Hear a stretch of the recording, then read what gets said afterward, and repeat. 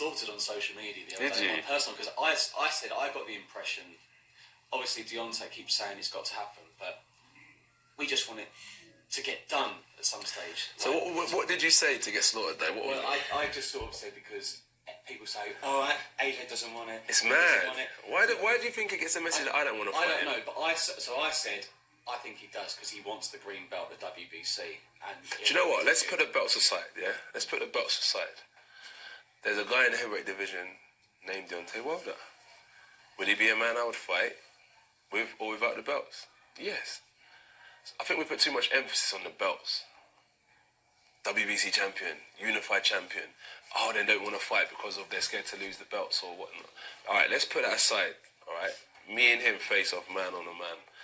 I would fight him and he would fight me. So there's no two ways about who's ducking or who's doing what. It's competition, bro, at the highest of levels, and that's what we thrive for. So with or without the belts is a competition I would live for, and that's why I'm still in the business. Those are the words of Anthony Joshua. Of course, he was being interviewed from Sky Sports, and the interviewer said that he was getting slaughtered on social media about Anthony Joshua, and Deontay was saying that, hey, the fight needs to get done, you know, and it's one of these situations where Joshua basically, hey, let's put aside the belts. Let's put aside the belts. And there's a person in his division, his same division, called Deontay Wilder. Would he fight me? Yes. Would I fight him? Yes. Now, let me counterpunch Anthony Joshua. Okay. This is my counterpunch on that. I think, honestly, Anthony Joshua, first of all, he's excluding the belts. So you take the belts out, you know, we would still fight each other. I don't believe that. I believe that Deontay Wilder don't want to fight, you know, and if he does want to fight, it's under some type of fantasy contract. Let's just face it. It's a deal that's too good to be true, or too good for anybody to really want or would just agree with. But you know, that Jedi mind trick, that reverse psychology is in full effect. See, this whole time, everyone was labeling, you know, Matchroom, Eddie Hearn with Joshua.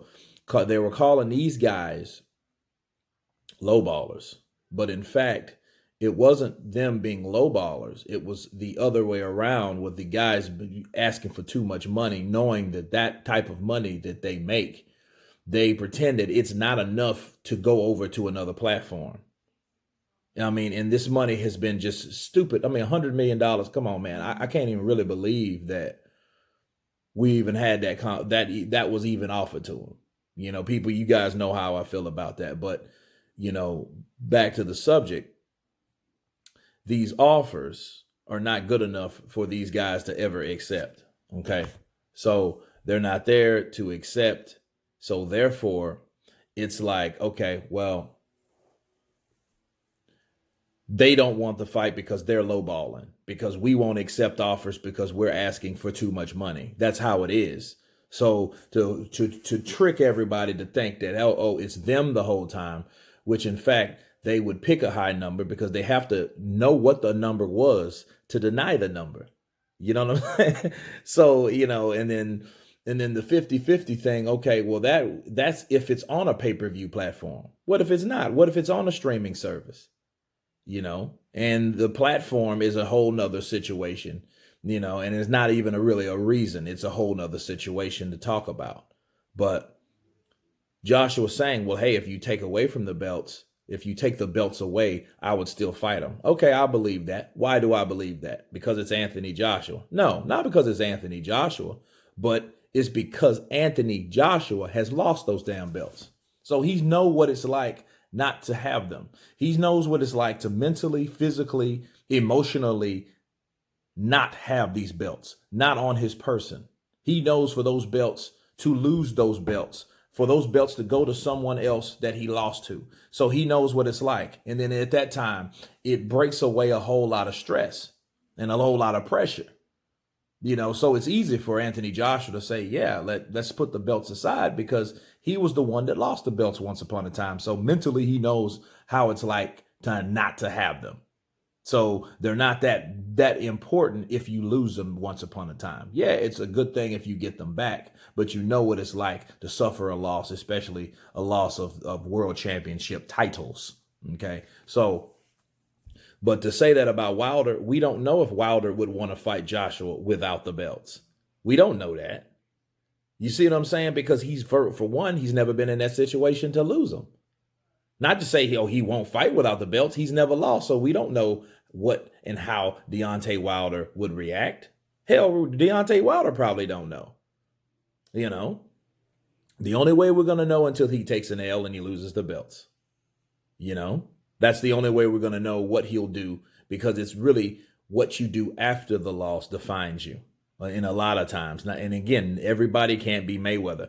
Al Heyman made one single plan specifically for one person, and that's Floyd Mayweather, but tried to pitch that to other fighters on that side of that platform and have everybody thinking, okay, I can be like Floyd. No. Okay. No one can be like anyone else in this fight game. You can emulate people. Ask Adrian Broner. You can emulate a person. You can admire a person, but at the end of the day, you're your own person. Okay. So, everybody can't be like Floyd. Everybody can't retire undefeated. Not saying he's the only one, but everyone can't be like him. Okay.